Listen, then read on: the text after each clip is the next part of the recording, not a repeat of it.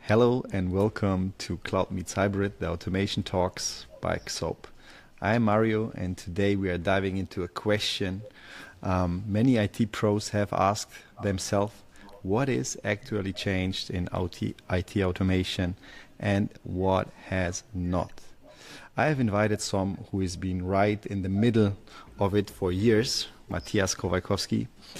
He's seen the good, the bad, and the often repeated IT automation. But before we get into the tech, let's find out a little bit more about the person behind the expertise. Matthias, welcome here. Yeah, hi Mario, thanks for having me. I thought you say the good, the bad, and the ugly, but it's not so ugly at all. A little bit about me. So I've been in IT for roughly, let's count, 20 plus years. We've met each other like long decades ago. I remember it was some training we had on the good old absence stuff. I think 12 years ago. It was absence, yeah. 12 years ago, right? Yeah. In Frankfurt, I guess. So that's to remember. And so a classical IT consulting path, I would say. Started from systems integration in the classical path. Remember the first project 20 years ago with Exchange 5.5. So it was a classical Microsoft infrastructure sprinkled with virtualization.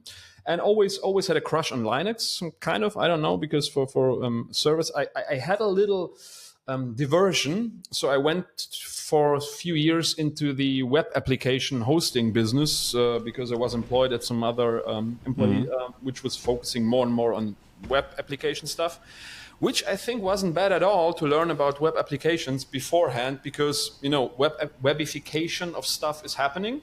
Definitely. You do it yourself with your platform.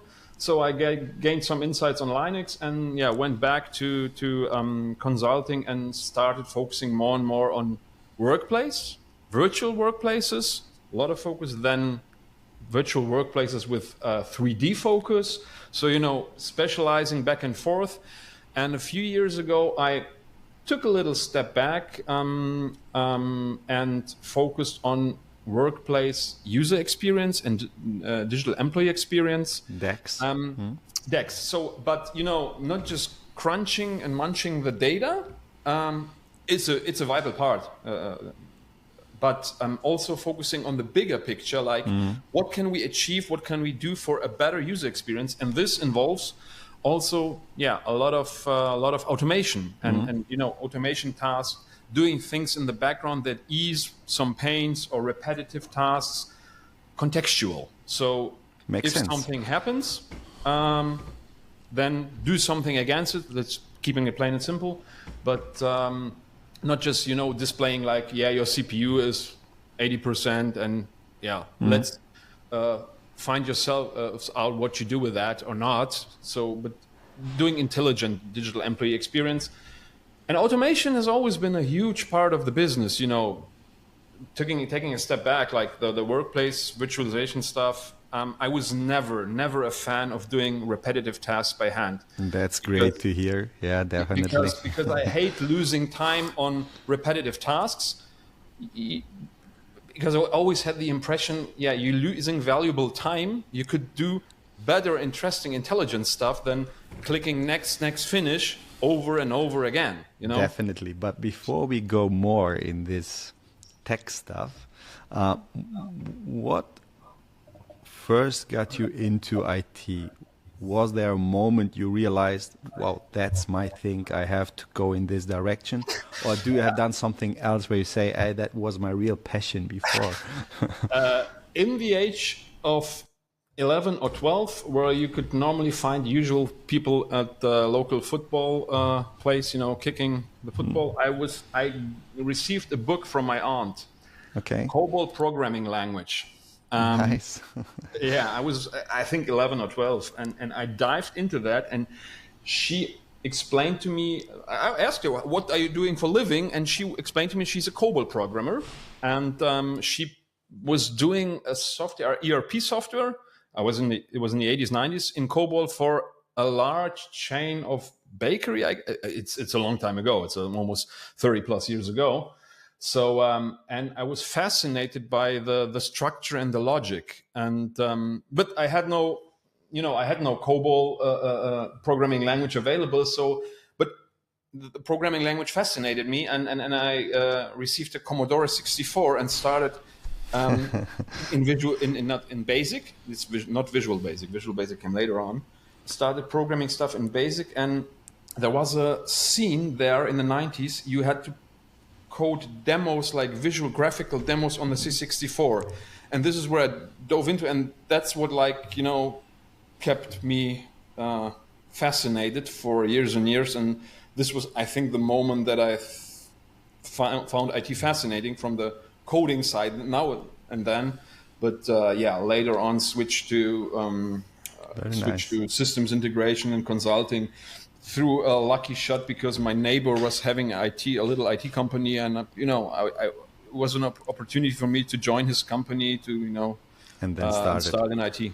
Okay, if tech didn't exist, what do you think you would be doing with your life if tech wouldn't IT? exist? Nowadays I could say it because I'm recently I built a house, not myself entirely, but I put work in it, and I think labor itself, like like masonry or carpentry or stuff, it's interesting. I'm not perfect or good at that, but it's at the end of the day you see what you have created. So I would do something more physical, I guess. Okay. But I think it still involves tech kind of way. The other idea was indeed when I was still undecided what to do in the business life was to follow the path of my father. So chemistry, it always kept me fascinating. So chemical solution and stuff was very interesting. It's a complex environment, definitely, and a lot of things to find out and to see what's happening I over had there. it in Definitely. college, and it was tough at some points, but it was still kept me very interested. Okay, cool. Let's deep into the tech topic a bit. Looking back at the past 5 to 10 years, what is actually changed in IT automation from your side? There are a lot of things still. I think it's automation itself. It's long breathing, a long cycle. So once you have it, that's just my impression that I get.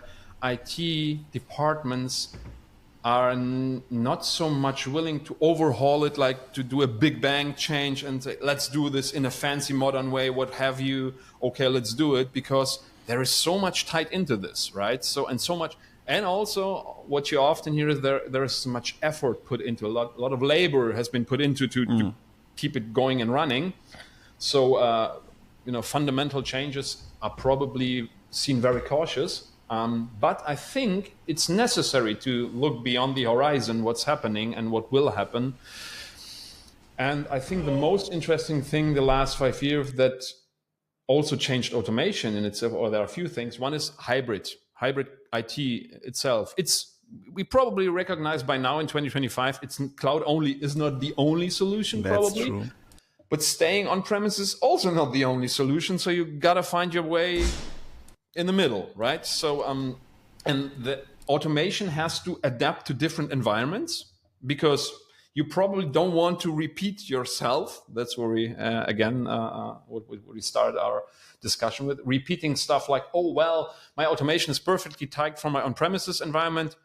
How do we do it in this cloud region that we now are trying to establish? Oh, we have to build it from scratch. That's definitely true.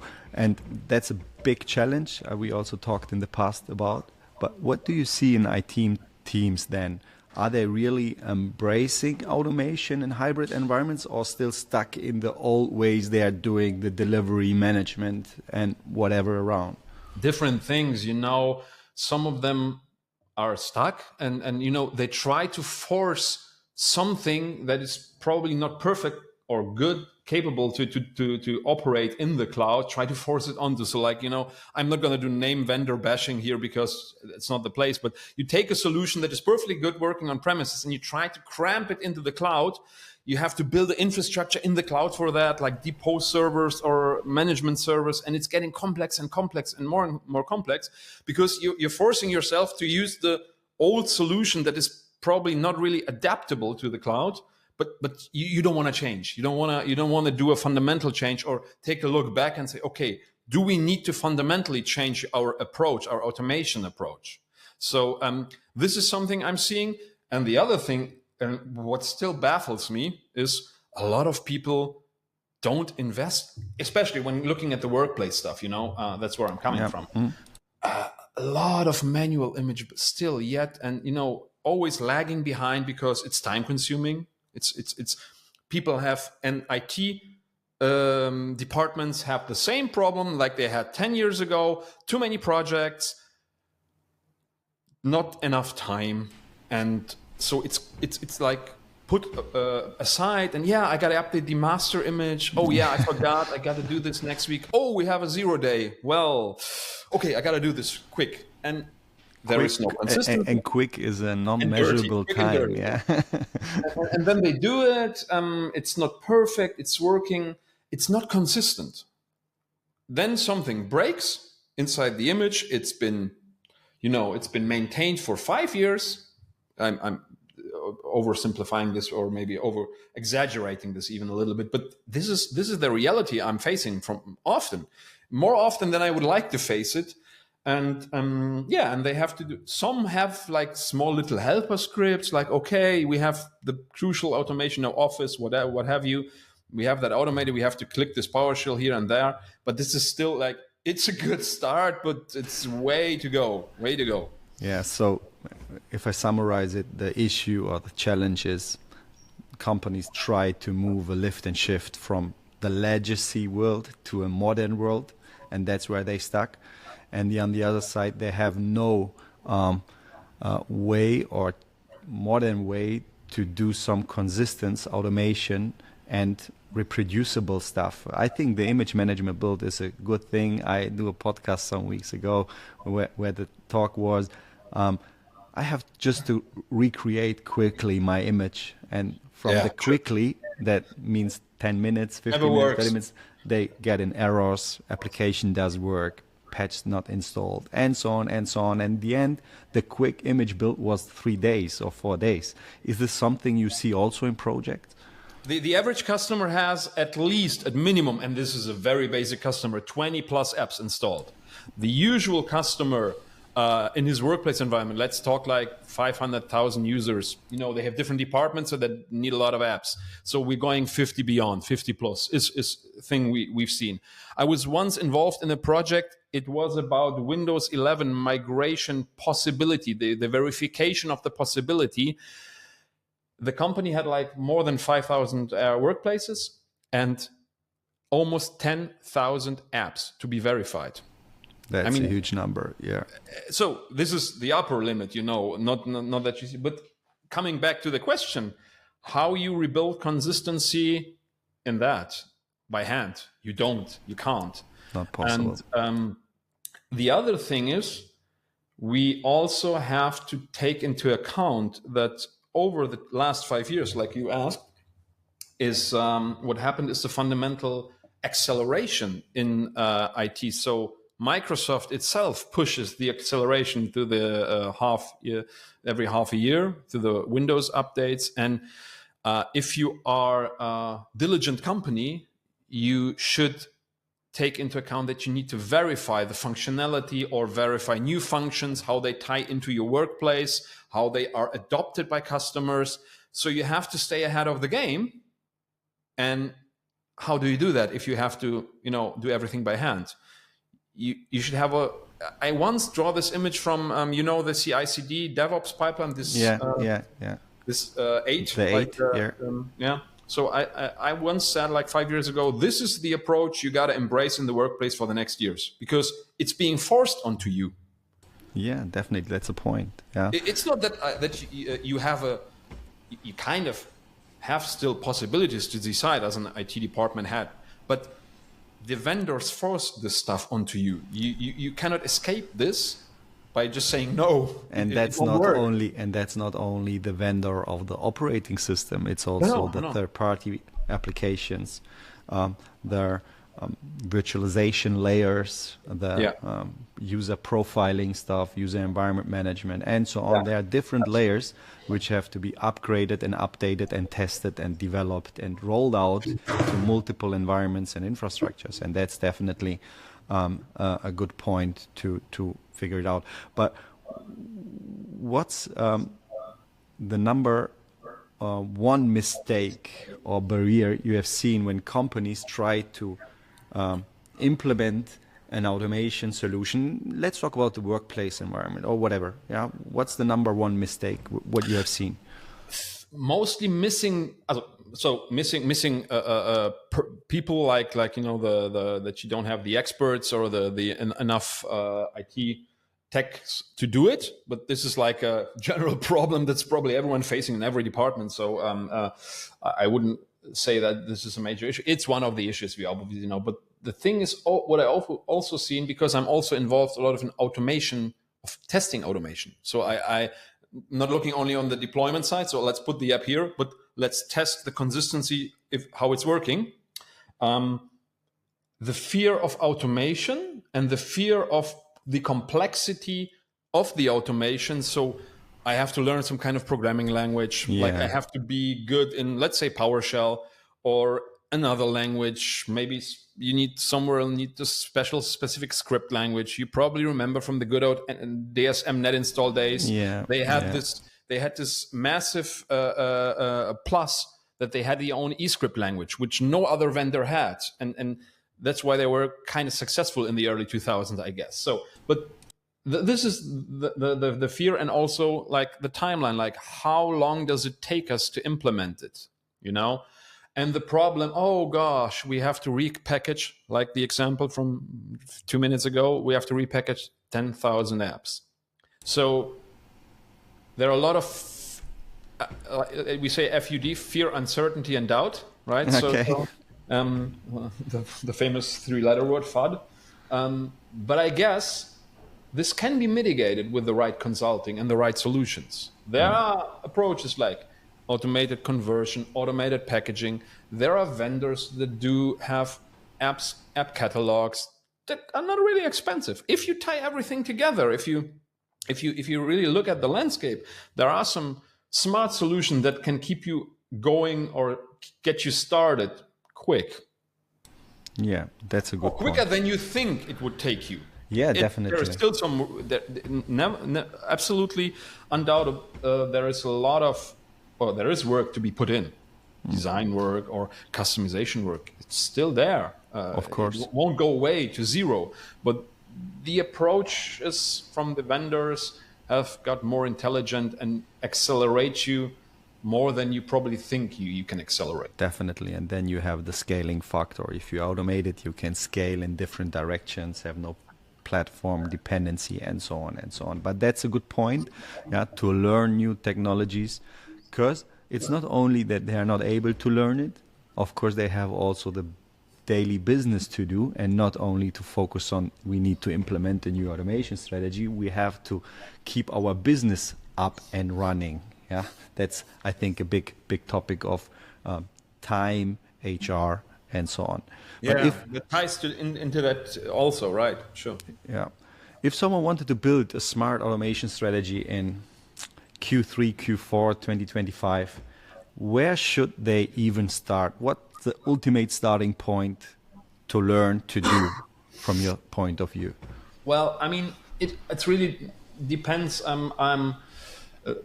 If we talk about workplace automation, I would let's focus on that, because that's of course the main focus of my work. We could talk about Kubernetes automation, but that would probably miss the point. Let's stay on workplace. Bit. So I think there are some technologies that have established themselves as state of the art. So there are vendors probably that help you, or other. Let's look at this one. There are standardized approaches that have like spread around like the community, like PowerShell application deployment toolkit. Yeah, so it's a de facto standard for wrapping apps. So Definitely. this is something you're probably not gonna make a mistake by focusing on that and thinking about implementing this in your application lifecycle. Then on the other hand, look at a solution that, or try to find solutions that are not focusing on this old legacy approach. You have to deploy thousands of servers. I'm exaggerating this. Depot, logic, whatever. And so let's focus on something maybe more SaaS based. There are a lot of you are one of the vendors, not the only one. All of them are starting to be more SaaS based, Yeah. But this is something, and this also keeps the burden low of having infrastructure on your on-premise side or building infrastructure. This is one thing, and also think about utilizing existing catalogs of applications. That's a good point. That's also You can. This is a simple math. I'm no economy strategist by no means, but do the math. How long does it take you to package an Office suite? Let's just think about it. 1-2 days, and there's At a least. vendor. You have a catalog. Probably when you break it down, you have like 100 apps, and you pay this and that. This is just a flat cost you pay per month, and you get the fresh updates, and you only have to take care about the customization. So take an intelligent approach, also from the economic side. That's a good point. That's a good summary. That's a good wrap up. And for you personally, is automation about efficiency, control, freedom, or would you say that's something else I would highlight? I don't know. What's the meaning of automation? It's running so deep in my blood all the years, so I don't even know why. It's like I said to you. I don't like to repeat myself. Not in discussions. We can talk over and over, no problem. But doing stuff like I was always trying to be quick and efficient. So it's about efficiency, I guess. And efficiency is probably a solution to a lot of things. Also from money perspective, I guess. Yeah. So if you once invest a little bit more, it pays off over all the time or all the years. It's like the same. We've been talking about this before this podcast. I do automation for a living in my home, like smart home automation, because I don't want to run around the house and click the shutters. I'm losing time. It's simply about losing time. I could sit on the couch 5 minutes more. It's a stupid comparison. I get it. But you probably get what I'm trying to say. So when I was also a great fan years ago about this Go EUC project. You probably heard of them. They automated the whole virtual desktop deployments. Now and then, because they said finally you can build a lab without clicking next. Always a new release. You build a home lab as a consultant, or you build your own lab in your company on the servers, and then you spend like 3 days on building this stuff because everything is broken and you have to rebuild it, or there's a new release and you like to build it from scratch. And this always what kept me going, because I don't want to build this lab for 3 days. I want to spend 3 days finding out what's new. Focus on the solution. Focus on the solution. Yeah. And this also, looking on the customer side, this also gives them the opportunity to free up the time to do more intelligent stuff, to get projects. They always have a backlog. We've been talking about it. They always have a backlog. To reduce your backlog. Yeah. So this is the reason why it always kept me fascinated. So we will wrap up its efficiency and efficiency freedom to focus on the solution. Yeah. Absolutely. Looking into the near future, what trends in automation are you excited about? Definitely. I mean, you don't have to. AI is a thing. AI will help us. It will help us in certain ways. So probably you probably know the assisted coding. So it helps people. There's a crude trend, vibe coding. I don't like it because it's just like coding without, just don't look at it. Just this is not good. But it will help you. It could accelerate also stuff like packaging applications. Yeah, that's true. if you are not so versatile in this packaging of applications, it will help you. On the other hand, it will help you on troubleshoot or predict stuff. This is a huge trend, and also what I've seen, it's kind of tied to automation. It's the low code, no code stuff. There are a lot of vendors right now that provide low code, no code platforms that enable customers themselves. Years ago, you had to pay big money for an application or a website or an intranet application.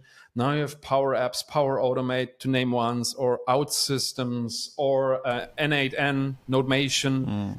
And on the other hand, almost everything, or modern have an API. So you can tie things together that weren't meant to be connected, or nobody had the idea that it makes sense to connect them, but it makes sense for you, like your company, your enterprise. It makes sense to connect things together, and you don't have to be a pro programmer, but you can take a low-code, no-code platform, design your UI for whatever reason. You can take the API, it's well documented usually, tie it together, and you have built something that serves your purpose or your case, and still it's not gonna eat you a lot of money. Yeah, there are two topics which also we see which are very important for the near future, and thanks for that summary over here. Yeah, sure. If you could instantly fix one misconception or mistake around automation, what would it be? That there is still a lot of application. It's not one, it's a general thing, that there are still a lot of very popular and huge vendors that still making it very hard to automate it. That they could still work on their configuration and installation part because they have a great solution. It's just really a pain to automate. So I would give a shout out to them. Just maybe, put a little effort into your routines. And so dear vendors, please listen to our podcast would be great. Take more care APIs of automation. And more APIs. API first. Yeah, very nice. Thank you, Matthias, for this really wonderful and insightful conversation in our automation talks. And finally, where can people find you, follow you, or get in touch with you? I'm usually where everyone can find everyone. I'm probably on LinkedIn. So I don't know if you're gonna attach. Probably gonna put something in the text in the notes. We will do so. So you can find me on LinkedIn. Matthias, hopefully you like it. Yeah, this conversation. I'm sure it's gonna be great. Cool. Then thank you once again. Thank you for having me. If you all enjoyed this episode, check the description. I will drop all the links also to Matthias' contact, or want me to cover a specific topic the next weeks. Feel free to connect with me on LinkedIn or drop me a personal message. Thank you all for tuning in. Have a great week, and we'll see you next Friday. Bye-bye. Bye.